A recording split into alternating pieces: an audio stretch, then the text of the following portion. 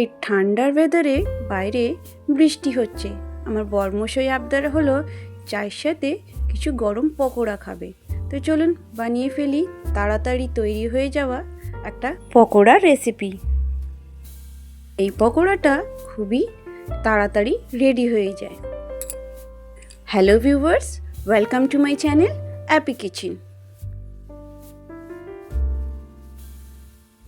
এখানে পকোড়া করার জন্য আমি দুটো বড় সাইজের আলু নিয়ে নিয়েছি আর আলুগুলোকে সরু সরু কেটে নিয়েছি। সাথে নিয়ে নিয়েছি ধনেপাতা কুচি, কাঁচা লঙ্কা কুচি আর আদা কুচি, আর দিয়ে দিলাম ওপরে 100 গ্রামের কাছাকাছি বেসন।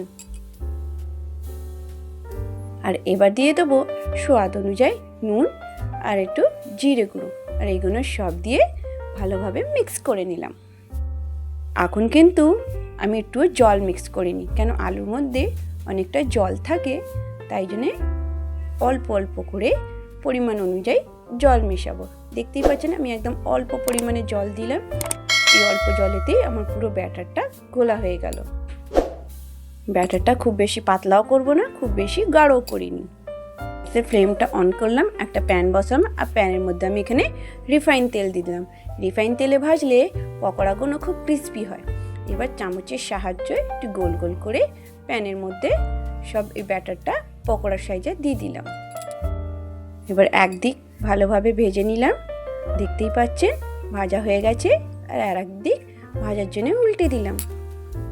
ফ্রেন্ডস, আমার রেসিপি আপনার কেমন লাগে অবশ্যই আমাকে কমেন্ট করে জানাবেন। ভালো লাগলে লাইক দেবেন।